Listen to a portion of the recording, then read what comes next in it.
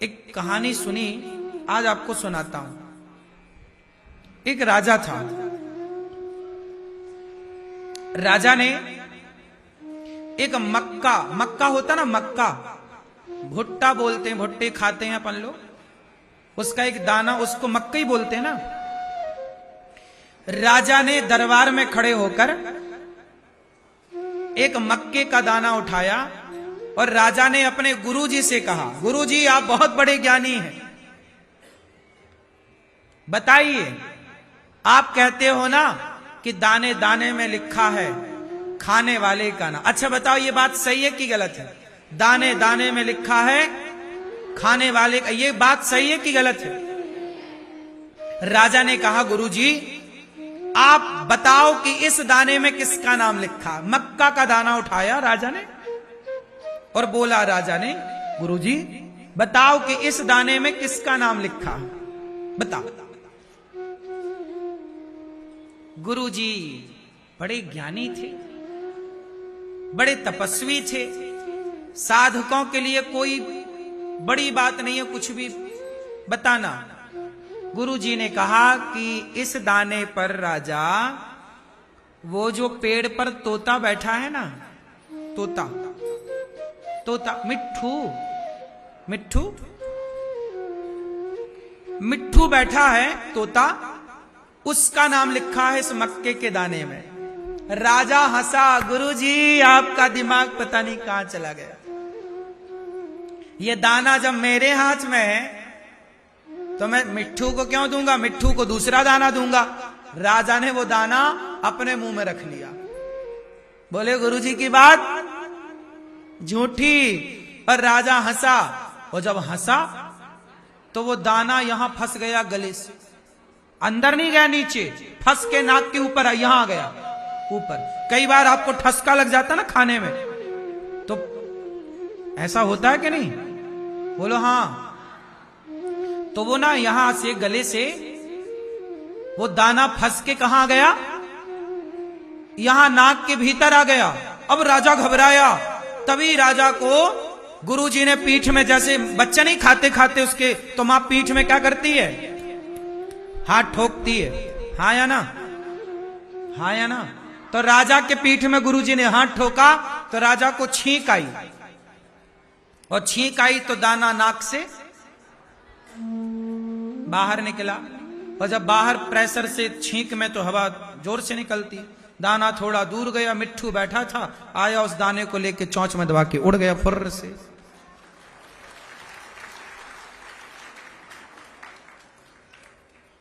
तुम्हें लगता है कि तुम चतुर हो, पर तुमसे चतुर वो है जिसने तुम्हें चतुराई दी है। आपको चतुराई किसने दी है?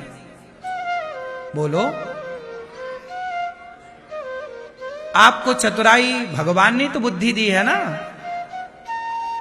तो जब आप इतने चतुर हैं तो आपको बनाने वाला, इसलिए उससे चतुर बनने की कोशिश ना करो, उस परमात्मा के आगे सरेंडर कर दो, आत्मसमर्पण कर दो। माया क्या निश्चित करती है? आप लोग वृंदावन क्यों आए?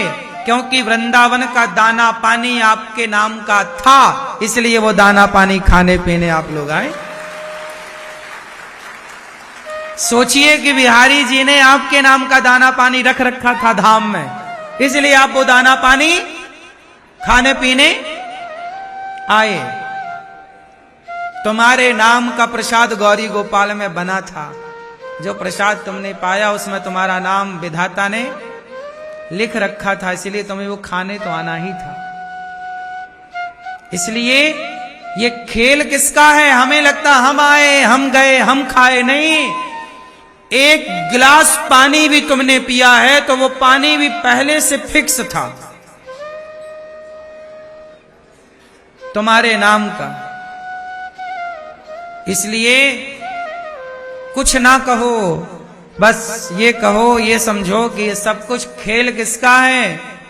भगवान का। इसलिए उसके खेल में वैसे ही नाचो जैसे वो नचाना।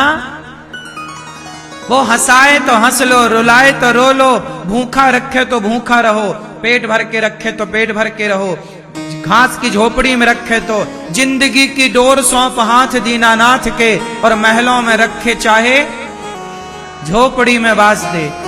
राजस्थान में, आज भी राजस्थान के गांव में और वहां की पुरानी परंपराओं में कठपुतली का नाच आज भी फेमस है।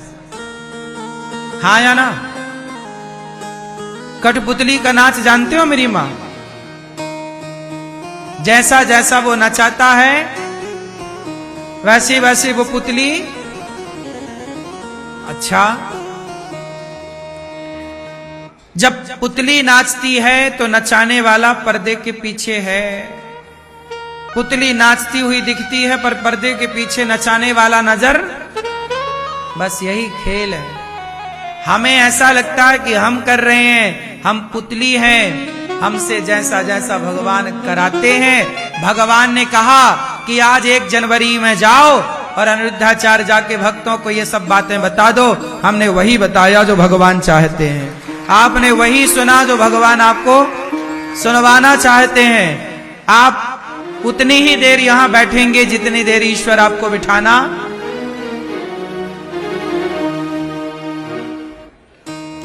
इसलिए परेशान ना हुआ करो, सब कुछ ईश्वर का खेल है। हानि लाभ जीवन मरण यश अपयश विधि हाथ सब भगवान के हाथ में है। अच्छा, आपके हाथ में क्या है मैया?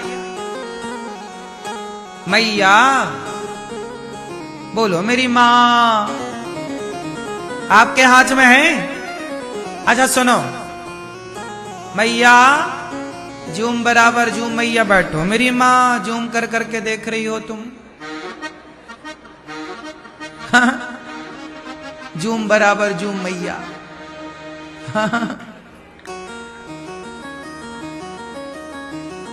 सुनो,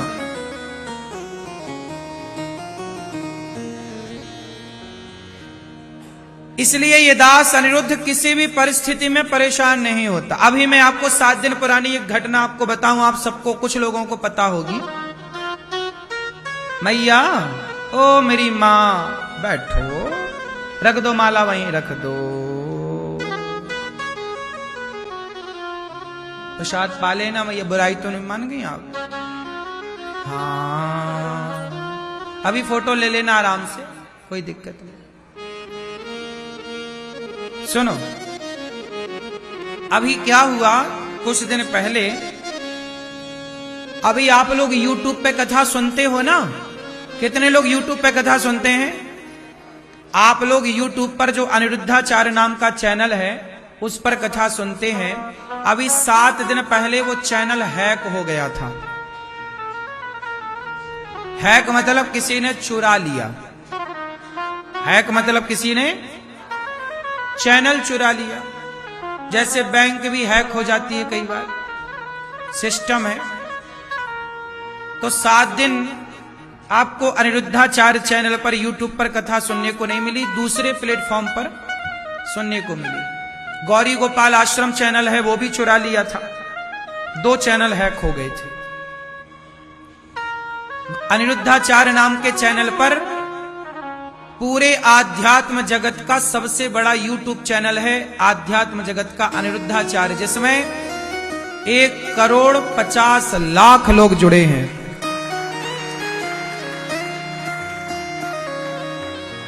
लगभग 14-15 मिलियन, 15 मिलियन, लगभग 15 मिलियन लोग जुड़े हैं। तो उसे हैक कर लिया हैकरों ने, और भगवान की कृपा से कल रात्रि के 11:30 बजे के लगभग वह चैनल वापस आया। आज से वह चैनल पूरा स्टार्ट हो गया। मैंने ये बात आपको तब बताई जब वो चैनल आ गया। चैनल बनाने में और उसे चलाने में बड़ी मेहनत लगती है, बड़ा काम करना पड़ता है, तब चीजें आप तक पहुंचती हैं। लेकिन हैकर लोग पल भर में, चोर तो है, आपने जिंदगी भर पूंजी जमा करी, चोर आए एक दिन में ले गए। ऐसे ही है, हैकर चुरा लेते हैं। लेकिन देखो, इतना बड़ा चैनल YouTube पर 15 मिलियन सब्सक्राइब, 15 मिलियन लोगों का आशीर्वाद, प्यार। ये चैनल इतने दिन से मैंने टीवी पे दिखाया नहीं, बताया नहीं, था ही नहीं, चोर चुरा के ले गए थे। जब आया तब मैं आपको बता रहा हूं कि आप भी YouTube पर अनिरुद्धाचार्य अब टाइप करो और उस चैनल को अपना आशीर्वाद देना, जुड़ना। और देखिए इतना कुछ हुआ लेकिन मैं जरा भी परेशान नहीं हुआ।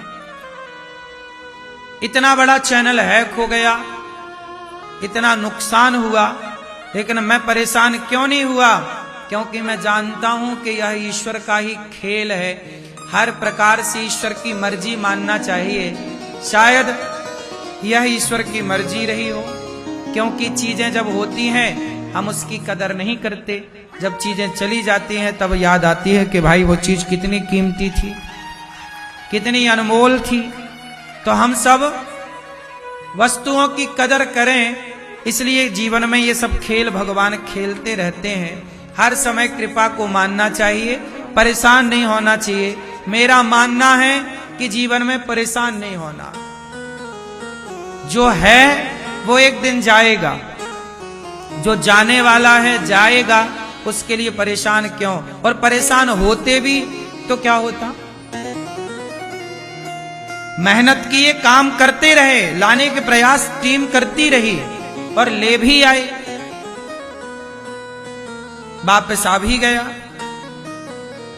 लेकिन परेशान होते तो क्या पाते? इसलिए हम मेहनत करें अच्छा बेहतर करने की, हम खोई हुई चीजों को, खोई हुए समय का सदुपयोग करने की कोशिश करें, अच्छी प्लानिंग करें। पर परेशान किसी भी परिस्थिति पर, बोलो, किसी भी परिस्थिति पर परेशान होने का नहीं, होने का। इसलिए आप लोग जरा सा नुकसान हो जाए तो परेशान हो जाते हो। आज के जमाने में इतना बड़ा परिवार YouTube पर, बताइए 1,50,00,000 लोगों का परिवार YouTube पर, इतने लोगों का प्यार आशीर्वाद, लोग उस चैनल पर वीडियो देखते हैं, कथाएं सुनते हैं, और वो एक पल भर में 5 मिनट के भीतर उसने हैक कर लिया। प्लानिंग उसकी पहले से रही होगी। कोई अमेरिका में बैठा व्यक्ति ने हैक किया था। बड़ा बड़ा सिस्टम लगाते हैं और हैकिंग होती है। क्राइम है ये, लेकिन अपराध है। इतना बड़ा हैकर था कि गूगल को भी उस आईडी को ढूंढने में दिन लग गए। 7 दिन मांगे गूगल ने कि 7 दिन का टाइम दीजिए आप हमें। इतना बड़ा हैकर। परिस्थितियां अनुकूल प्रतिकूल होती रहती हैं, लेकिन मेरा स्वभाव है ये। देखो मैंने इन दिनों में मैंने ये बात तब की जब चैनल आ गया, जब गया तब मैंने हाय हाय नहीं की। मुझे पता था कि जाएगा कहां, आएगा, देर लगेगी। यही है विश्वास। हमें ईश्वर पर विश्वास है कि वो, यदि हमने किसी का कुछ नहीं बिगाड़ा तो वो विधाता बैठा ना, वो आपका बिगड़ने नहीं देगा जरा भी। हाँ, परेशानियां हो सकती हैं 2, 4, 10 दिन 20 दिन की। वो परेशानियों से तो हमें गुजरना पड़ता, क्योंकि परेशानियां हमें और स्ट्रांग करती हैं, मजबूत बनाती हैं। क्या बनाती हैं? हमें और मजबूत। अब हम और उसके प्रति जागरूक हो जाएंगे और सेफ्टी के उसके प्रयास करेंगे। जब आदमी गिरता है तो ही तो ठीक से खड़ा होता है। इसलिए जीवन में कभी असफलता आए तो उन असफलताओं को भी मंत्र मानिएगा। सफलताएं कई बार कमजोर कर देती हैं। सफल हुआ व्यक्ति ना लापरवाह हो जाता है, लेकिन असफलता आपको जागरूक करती है, असफलता आपको और मजबूत करती है। इसलिए सफलता असफलता ये प्रकृति का नियम है। घबराना मत, इतनी सी मेरी विनती है। परेशान ना होना, उदास ना होना, सबसे बड़ी दौलत आपकी, आपका ही जीवन है। कोई चैनल चुराएगा तो क्या चुराएगा, मेरी सांसें तो मुझे ईश्वर ने दे ही रखी हैं। सांसों से अनमोल थोड़ी कोई वस्तु है ना। कोई चुराएगा तो वस्तु क्या चुराएगा, कोई भाग्य चुरा के ले जाएगा। मेरे भाग्य को कोई क्या चुरा सकता, बताओ। मैं ये बात बहुत पहले, ये कुछ बातें हैं जो मैं आपसे बताता नहीं हूं, लेकिन आज प्रसंग है तो मैं बता देता हूं। बहुत पहले जब मैं शुरू में कथा करता था ना, तो शुरू में मेरे साथ ना 5 लोग रहते थे। एक बार क्या हुआ, एक लड़का मेरे साथ जुड़ा और वो लड़का मेरे पास खड़ा, तो आप लोग मुझे पैसे देते हो, तो मैं उसे पकड़ाता गया कि तू रख लेना और हिसाब बाद में कर लेना, तो वो सेवा में लग जाएगा जिस कार्य के लिए लोग दे रहे हैं। बहुत पुरानी बात है, इस बात को कम से कम 10 साल से ज्यादा हो गए। तो वो क्या करे कि उसमें से कुछ पैसे अपने जेब में रखता जाए, मतलब चुरा रहा था। और मैंने उसको देख लिया कि ये पैसे चुरा रहा है। और भी जो थे उन्होंने भी देखा, बाद में मेरे से बताया किसने जरा सी देर के लिए इसको मौका मिला तो इसने पैसे चुरा लिए। तो लड़कों ने मेरे से कहा कि आप बोलो कि ये इसने पैसे चुराए हैं, वापस करे। मैंने कहा नहीं, चुरा लिए तो चुरा लेने दो, कोई बात नहीं। पैसे ही तो चुराया उसने, मेरा भाग्य थोड़ी चुरा सकता है। उसके भाग्य के रहे होंगे तो रख लिया। मेरे भाग्य को देने वाले, मेरे भाग्य विधाता तो भगवान है। ये 1000 रुपए दे भी देगा तो इससे मेरे भाग्य को क्या फर्क पड़ना। फिर मैंने उसको विदा ही किया, हाथ जोड़ के जाओ। भाई व्यक्ति को तो चावल के एक दाने को दबा के देखा जाता है ना। बेईमान लोग आपके साथ लंबे समय तक रह ही नहीं सकते।